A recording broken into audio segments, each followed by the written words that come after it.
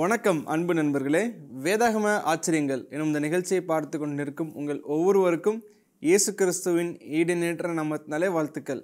ஒவ்வொரு நாளுமே நம்ம வேதாகமத்திலிருந்து ஒரு ஆச்சரியமான ஒரு அற்புதமான சத்தியத்தை படிச்சுட்டு வந்துட்டுருக்குறோம். இன்றைக்கும் நம்ம அதே போல் ஒரு வித்தியாசமான கண்ணோட்டத்தில் வேதாகமத்தை படிக்க போகிறோம். நம்மோடு இணைந்திருக்கிறாங்க அருமை நண்பர் சகோதரர் மாதவன் அவர்கள்.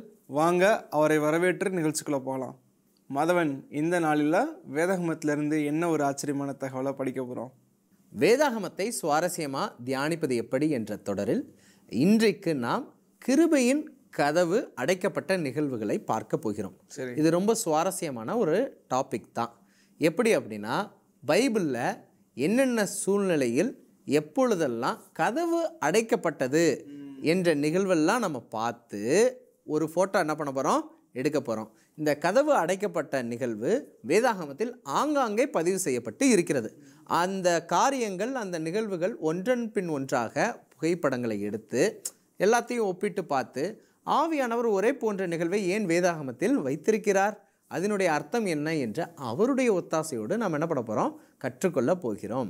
இதில் முதலாவதாக நம்ம பார்க்கக்கூடிய நிகழ்வு என்ன நிகழ்வு அப்படிங்கிறத நான் சொல்கிறேன். அதற்கு பிற்பாடு அதற்கு சம்பந்தப்பட்ட ஆதார வசனத்தை நம்ம வாசிக்கலாம். நான் முதலாவது பார்க்கக்கூடிய நிகழ்வு நோவாவின் பேழையின் கதவு அடைக்கப்பட்டது. இதனுடைய சரித்திரம் நமக்கு தெரிந்த சரித்திரம் தான். நோவாவின் காலத்தின் மக்கள் மிகவும் துன்மார்க்கர்களாக இருந்தாங்க. ஆண்டவர் மனசே மனஸ்தாபப்படும் அளவிற்கு அவர்கள் மிகவும் கொடூரமான ஒரு வாழ்க்கையை வாழ்ந்து வந்தார்கள்ங்கிறது தெரியும். ஆண்டவர் கடைசியாக 120 வருடம் கிருபையின் காலத்தை கொடுத்தார். அதுக்கு முன்னாடி அவங்க உயிர் வாழ்ந்து கொண்டு தான் இருந்தாங்க. கடைசியாக இவங்களுக்கு 120 வருடம் நான் கொடுக்கிறேன், மனம் மாறினால் சரி, மனம் மாறாவிட்டால் அழித்து போடுகிறேன் என்ற எண்ணத்துக்கு ஆண்டவர் வர்றாங்க. 120 வருடம் நோவாவின் பிரசங்கம் கேட்டும் அந்த மக்கள் மனம் திரும்பவில்லை. மிருகங்கள் கூட ஆண்டவருடைய வார்த்தையை கேட்டு ஜோடு ஜோடா அழகாக ஏறுது. நோவாவின் பிரசங்கம் கேட்டு மனிதர்கள் மனம் மாறினதாக நாம் பார்க்க முடியவில்லை. நோவாவின் குடும்பமும் மிருக ஜீவன்களும் பேழைக்குள்ளாக பிரவேசித்தது. பிற்பாடு ஆண்டவர் அந்த 120 வருட முடிவில் அந்த பேழையின் கதவை அடைக்கிறார். பேழைக்குள்ளாக போனவர்கள் காக்கப்பட்டார்கள், பேழைக்கு வெளியே இருந்தவர்கள் அழிக்கப்பட்டார்கள். மழை பெய்து பூமியை அழித்தது என்பதை பார்க்கிறோம்.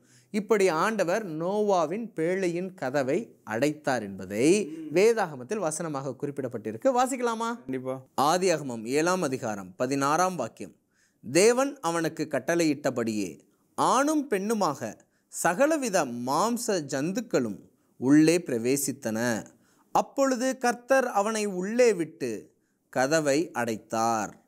இந்த வசனம் தெளிவாக சொல்லுது, ஆண்டவர் நோவாவையும் அந்த மிருக ஜீவன்களையும் உள்ளே ஏற்றி கதவை அடைத்தார் என்று சொல்லப்படுகிறது. சரி, கதவு அடைக்கப்பட்ட முதலாவது போட்டோவை எடுத்துக்கலாமா? எடுத்துக்கலாம். மற்றொரு புகைப்படத்தை பார்க்கலாமா? சரி, நிச்சயமா. இரண்டாவது, லோத்துவின் வீட்டின் கதவு அடைக்கப்பட்டது. லோத்து எங்க இருந்தாரு அப்படின்னா, சோதோம் குமாரா பட்டணத்துல இருந்தாரு. சோதோம் குமாரா பட்டணம் பாவம் நிறைந்த ஒரு பட்டணமாக இருந்தது. அங்க இல்லாத பாவமே இல்லைன்னு சொல்ற அளவுக்கு கேடான பாவம் நிறைந்த பட்டணம். அங்க விபச்சார பாவத்தை பார்க்கலாம், வேசித்தனத்தை பார்க்கலாம், கொலையை பார்க்கலாம், ஓர்பாளர் மீதான ஈர்ப்பு என்ற காரியத்தை பார்க்கலாம். இப்படி எல்லா பாவங்களையும் நம்மளால பார்க்க முடியும். அப்படிப்பட்ட பாவம் நிறைந்த பட்டணத்தை ஆண்டவர் அழிக்க வேண்டும் என்று சித்தம் புரிகிறார். அதற்கு 2 தேவதூதர்களை அனுப்புகிறார். இந்த 2 தேவதூதர்களை லோத்து தேவதூதர்கள் தான் என்று அறியாமல் அவர்களை பாதுகாக்கும்படியாக வருந்தி வீட்டுக்குள்ளாக அழைத்து கொண்டு வந்து பாதுகாப்பதை பார்க்க முடிகிறது. அப்பொழுது அந்த ஊரில் உள்ள பட்டணத்தார், யாரை அழைத்து கொண்டு வருகிறாய், நாங்கள் அவர்களை அறிய வேண்டும் என்று தவறான எண்ணம் கொண்டிருப்பதை பார்க்க முடியுது. அப்ப லோத்து எவ்வளவோ சம்பாஷணை பண்ணி பார்க்கிறார், கான்வர்சேஷன் பண்ணி பார்க்கிறாரு, அவங்கள சரிப்படுத்த முடியல. அப்ப என்ன நடக்குது அப்படின்னா, இந்த வந்த தூதர்கள் டக்குன்னு கதவை திறந்து லோத்துவை அந்த வீட்டுக்குள்ளாக இழுத்து அவருடைய கதவை பூட்டினதாகவும் வெளியில் உள்ளவர்களுக்கு குருட்டாட்டம் பிடிக்க பண்ணினார்கள் என்பதையும் பார்க்க முடியுது. சரி, எப்போ லோத்துவின் வீட்டு கதவை அவங்க அடைச்சாங்களோ அப்ப சொல்றாங்க, நாங்க சோதோம் குமாரா பட்டணத்தை அழிக்க வந்த தேவதூதர்கள் ஆண்டவரால் அனுப்பப்பட்டிருக்கிறோம்னு சொல்றாங்க. அப்ப எப்போ அந்த கதவை, லோத்துவின் வீட்டு கதவை அவங்க அடைச்சாங்களோ அப்பொழுது இந்த சோதம் குமாரா பட்டணத்தை அழிக்க வந்த காரியம் உறுதி பண்ணப்பட்டது. யாருக்கு உறுதியா சொல்றாங்க அப்படின்னா லோத்துவுக்கு உறுதி செய்வதை பார்க்க முடிகிறது. இது வேதாகமத்தில் எழுதப்பட்டிருக்கிறதா என்றால் எழுதப்பட்டிருக்கிறது. வாசிக்கலாமா? கண்டிப்பா. ஆதியாகமம் 19ஆம் அதிகாரம் 10ஆம் வாக்கியம். அப்பொழுது அந்த புருஷர்கள் தங்கள் கைகளை வெளியே நீட்டி லோத்தை தங்கள் அண்டைக்கு வீட்டுக்குள் இழுத்துக்கொண்டு கதவை பூட்டி 11 தெருவாசலில் இருந்த சிறியோரும் பெரியோரும் ஆகிய மனிதருக்கு குருட்டாட்டம் பிடிக்க பண்ணினார்கள். அப்பொழுது அவர்கள் வாசலை தேடி தேடி அழுத்து போனார்கள். இந்த வசனம் பார்த்தா தெளிவா தெரியுதா?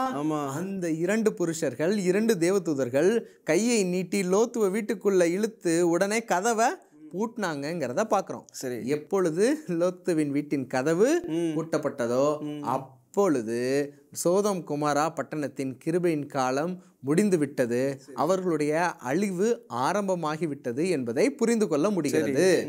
அப்ப இதையும் ஒரு போட்டோ எடுத்துக்கலாமா? எடுத்துக்கலாம். லோத்துவின் வீட்டின் கதவு தூதர்களால் பூட்டப்பட்டது என்பதை பார்க்க முடிகிறது. ஆமாவா இல்லைங்களா? ஆமா. சரி, 3வது போட்டோவுக்கு போலாமா? அந்த நிகழ்வு புதிய ஏற்பாட்டில் பதிவு செய்யப்பட்ட நிகழ்வு. சரி, இது மிகவும் ஃபேமஸான பிரபலமான ஒரு ஓமை பகுதி. சரி, எங்க அப்படின்னா 10 கன்னிகைகள் மணவாளனுக்கு எதிர்கொண்டு போக புறப்படுகிற ஆயத்தமாகிற ஒரு காரியமாக அந்த ஓமை எழுதப்படுது. அதுல 5 பேர் புத்தியுள்ளவங்க, 5 பேர் புத்தி இல்லாதவங்க. இந்த 10 பேருமே மணவாளன் வர தாமதமாகும் போது நித்திரை செய்து விட்டாங்க. 10 பேருமே தூங்குறாங்க. ஆனா 5 பேர் ஆயத்தத்தோடு தூங்குறாங்க. சரி, மணவாளன் வருகிறார் அப்படிங்கிற சத்தம் நடுராத்திரியில் கேட்கும் போது அவங்க எழுந்துடுறாங்க. ஆயத்தமாக வைத்திருந்த அந்த எண்ணெயை அவர்கள் விளக்கில் ஊற்றி பற்ற வைத்து மணவாளனை சந்திக்க எதிர்கொண்டு போறாங்க. இந்த புத்தி இல்லாதவங்க, ஆயத்தமாகாதவங்க சற்று எண்ணெய் எங்கே கிடைக்கும்னு தேடி திரிந்து தாமதப்படுகிறார்கள். அப்ப மணவாளனை நோக்கி குறித்த நேரத்தில் சந்தித்தவங்கள மணவாளன் தன்னுடைய வீட்டிற்குள்ளாக அழைத்து சென்று, கல்யாண வீட்டுக்குள்ளாக அழைத்து சென்று கதவை பூட்டிட்டாரு. இந்த 5 புத்தி இல்லாதவங்க திரும்பி வரும்போது கதவு அடைக்கப்பட்டதை பார்க்க முடிகிறது, உள்ளே பிரவேசிக்க முடியல. அப்ப இது என்ன சொல்லுகிறது என்றால், ஆயத்தமாக்கப்பட்டவங்க, ஆயத்தமானவங்க ஆண்டவருடைய வீட்டுக்குள்ள பிரவேசித்துறாங்க. ஆயத்தமாகாம இருக்கிறவங்க வர்றதுக்குள்ள என்ன அடைக்கப்பட்டது? கதவு அடைக்கப்பட்டது. அப்ப 10 கன்னிகைகள் ஊமையிலும் கதவு அடைக்கப்பட்ட காரியம் இருப்பத வேதாகமம் பதிவு செய்கிறது. பார்க்கலாமா? மத்தேயு 25ஆம் அதிகாரம் 10ஆம் வாக்கியம். அப்படியே அவர்கள் வாங்க போன போது மணவாளன் வந்து விட்டார். ஆயத்தமாய் இருந்தவர்கள் அவரோடு கூட கல்யாண வீட்டிற்குள் பிரவேசித்தார்கள். கதவும் அடைக்கப்பட்டது.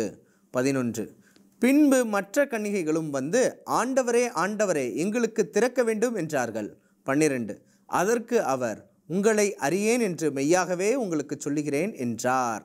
இந்த வசனத்துல பாத்தீங்கன்னா அந்த 10 கன்னிகைகள் ஊமையில் ஆயத்தமா இருந்தவர்கள் உள்ளே பிரவேசித்தார்கள். ஆனால் அதற்கு பின்பு கதவு அடைக்கப்பட்டது. ஆயத்தம் இல்லாதவர்களால் கல்யாண வீட்டுக்குள் பிரவேசிக்க முடியவில்லை என்பது தெரிய வருகிறது. ஆமாவா இல்லைங்களா? இது ஒரு போட்டோ எடுத்துக்கலாமா? போட்டோ எடுத்துக்கலாம். முதலில் நோவாவின் காலத்தில் பேழையின் கதவு பூட்டப்பட்டது. முதல் போட்டோ. இரண்டாவது லோத்தின் கதையில பாக்குறோம். லோத்துவின் கதையில நம்ம பார்க்கும்போது அவருடைய வீட்டின் கதவு பூட்டப்பட்டதை பார்க்கிறோம். மூன்றாவதாக 10 கன்னிகைகள் ஊமையில் கதவு பூட்டப்பட்ட நிகழ்வா பார்க்கிறோம். என்ன கதவு பூட்டின நிகழ்வா போட்டோவா இருக்குது அப்படின்னு நம்ம யோசிச்சோம்னா, ஆவியானவர் இதற்குள்ளாக ஆழமான கருத்தை வைத்திருக்கிறார். என்ன கருத்து வைத்திருக்கிறார் என்றால், நிச்சயமாக ஒவ்வொரு தனிநபருக்கும் ஆண்டவர் போதிய கிருபையின் காலத்தை கொடுக்கிறார். மனம் திரும்புவதற்கும், அவரை ஏற்றுக்கொள்வதற்கும், அவருடைய வார்த்தையை கேட்பதற்கும் எல்லா எதுகரங்களையும் ஆண்டவர் அனுப்பி போதிய கிருபையின் காலத்தை பல வருடங்களாக கொடுத்து கொண்டிருக்கிறார். ஆனால் அந்த கிருபையின் காலத்தை உதாசீனப்படுத்தி ஆயத்தமாகாம, தன்னுடைய மனதை மாற்றிக்கொள்ள விருப்பம் இல்லாம, தன்னுடைய சுபாவத்தை மாற்றிக்கொள்ள விருப்பம் இல்லாம நாம இன்னும் பாவத்திலேயே நிலைத்திருப்போம், பாவத்திலேயே மூழ்கி கொண்டிருப்போம் என்றால், ஆண்டவர் இப்பொழுது கதவை திறந்து வைத்து அன்போடு அழைக்கிறார்.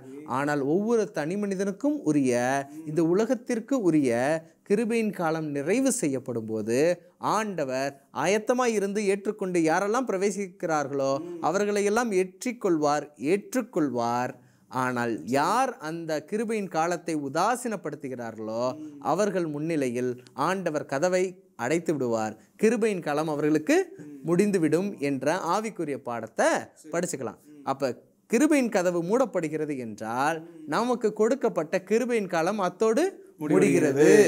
அப்ப கதவு பூட்டுறதுக்குள்ள, கிருபையின் காலம் முடிகிறதுக்குள்ள நம்ம இதயத்தை யார்கிட்ட கொடுக்கணும்? ஆண்டவருக்கு ஒப்பு கொடுக்கணும்.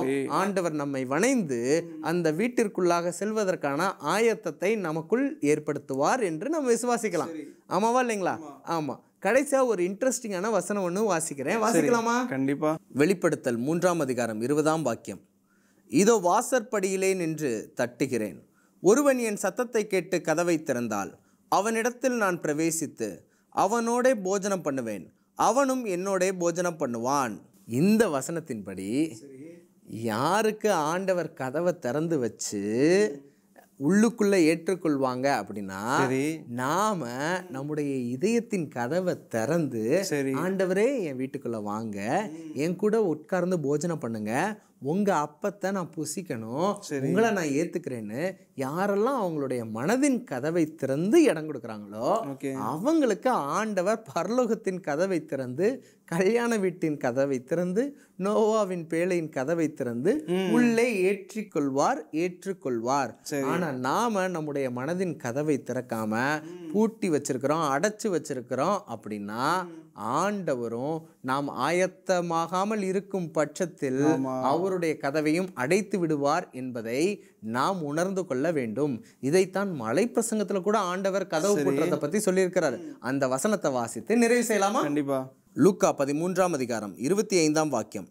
வீட்டு எஜமான் எழுந்து கதவை பூட்டின பின்பு நீங்கள் வெளியே நின்று ஆண்டவரே ஆண்டவரே எங்களுக்கு திறக்க வேண்டும் என்று சொல்லி கதவை தட்டும்போது அவர் பிரதியுத்தரமாக நீங்கள் எவ்விடத்தாரோ உங்களை அறியேன் என்று உங்களுக்கு சொல்லுவார். இந்த வசனம் மலை பிரசங்கத்தில் பேசப்பட்ட ஒரு வசனம். அந்த வசனத்தில் வீட்டு எஜமான் கதவை அடைத்து விட்டால் அதற்கு பிற்பாடு கதவை தட்டி பிரயோஜனம் இல்லை. கதவு திறந்திருக்கும் போது ஆயத்தத்துடன் அதற்குள் பிரவேசிக்க வேண்டும். கதவு, கிருபையின் கதவு சீக்கிரமாக நமக்கு பூட்டப்பட போகிறது.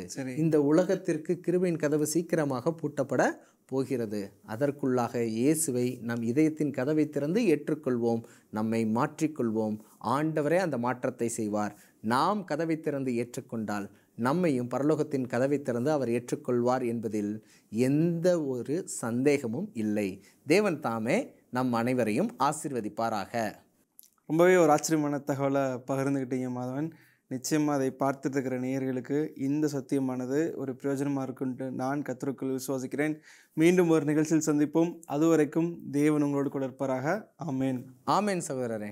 என்ன நேயர்களே, இந்த வேதாகம ஆச்சரியம் நிச்சயமாக உங்களுக்கு பிரயோஜனமாக இருந்திருக்குன்ட்டு நான் விசுவாசிக்கிறேன். கர்த்தருக்குள் மீண்டும் ஒரு நிகழ்ச்சியில் சந்திப்போம்.